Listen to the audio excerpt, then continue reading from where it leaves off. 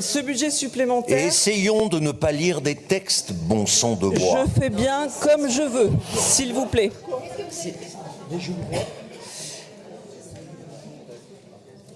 Je ne sais pas pourquoi je savais que c'est moi qui allait prendre à la fin de tous les beaux débats qu'on vient de voir. On a discuté pendant des heures de choses insupportables. Ça s'adresse à tout le monde, hein. Oui, non, bah bien sûr, mais... Donc ce budget supplémentaire, qui habituellement est un ajustement à la marge du budget primitif avec intégration du résultat de l'excédent N-1, est une nouvelle annonce du désengagement de l'État. Ces décisions continuent de déliter les finances des régions et leur autonomie. Ces restrictions budgétaires imposées par l'État sont extrêmement inquiétantes et ne permettent plus aux régions de jouer un rôle essentiel au sein de leur territoire. L'État ne se contente plus de se désengager au niveau national. De nombreuses politiques essentielles pour lutter contre les déséquilibres sociaux, contre le réchauffement climatique qu'on ne peut plus nier, fragilisent nos territoires et le quotidien de ses habitants et habitantes. L'inscription dans ce BS des dépenses liées aux intempéries que l'on souhaiterait exceptionnelles en sont clairement une illustration significative. Aujourd'hui, l'État, sans aucun complexe, continue à amputer le budget des régions. Après leur avoir transféré de nombreuses compétences, il leur supprime les dotations nécessaires à l'exercice de celles-ci. Il gèle l'une des rares recettes dynamiques des régions, la fraction de TVA. Et par le biais du GILICO, impose aux régions d'être solidaires pour compenser une politique nationale désastreuse ayant mené à creuser la dette nationale. Concernant le transport ferroviaire du quotidien, l'État se désengage sur ses compétences en matière d'infrastructure et attend que les régions viennent compenser cette carence. Et en même temps, il continue à amputer ses recettes.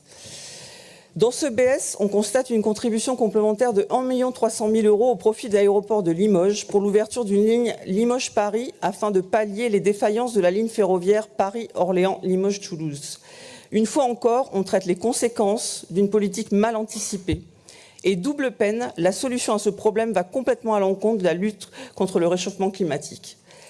L'État n'est pas du tout à la hauteur de l'urgence et des besoins. Avec la hausse des prix des carburants, on note une progression constante des usagers qui délaissent leur voiture au profit des transports en commun. Les réseaux sont en mauvais état. Les places disponibles ne répondent plus à la demande sur de nombreux itinéraires. La politique menée par l'État de ces dernières années est totalement incohérente, dangereuse et hors sol. Les régions était encore l'un des rares échelons territoriaux à pouvoir compenser cette politique désastreuse. Mais en lui supprimant de plus en plus ses marges de manœuvre financières, comment les régions vont-elles réussir les transitions écologiques et énergétiques, préserver la vitalité de leur territoire et la qualité de vie de leurs habitants et habitantes?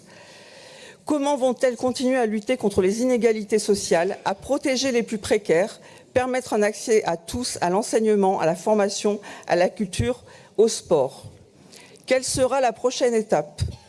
Dans ce BS, nous assistons à une réduction drastique des moyens consacrés à l'apprentissage et à la formation professionnelle. Ces décisions, dans un contexte national avec un taux de chômage qui atteint 8,1% au premier trimestre, des secteurs professionnels extrêmement en tension, directement liés aux besoins quotidiens et à la santé des populations, tels que les secteurs sanitaires et sociaux, sont totalement incompréhensibles. Les marges de la manœuvre de la région deviennent limitées, mais elle garde néanmoins une capacité d'arbitrage. Et c'est sur ce point que notre groupe attire votre attention. Les conséquences de ces arbitrages pourraient être désastreuses pour les personnes en situation de précarité, telles que les demandeurs d'emploi et les publics les moins qualifiés. Nous vous demandons à ce que cet arbitrage soit concerté, que le groupe interassemblée dédié à la formation professionnelle y ait un rôle actif et ne doive pas simplement valider des décisions prises en amont. Dans ce BS, des crédits sont ouverts sur le projet concession rivière de Gascogne et Nest. Notre groupe vous avait déjà alerté lors de la délibération actant ce transfert des ouvrages hydrauliques.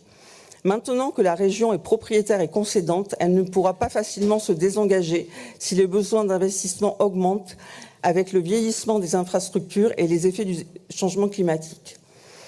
De plus, une réflexion sur la gestion de l'eau partagée nous paraît urgente en termes d'enjeux écologiques. Ce budget abonde des crédits dans le secteur culturel et associatif. On ne peut que s'en réjouir, mais l'effort est insuffisant.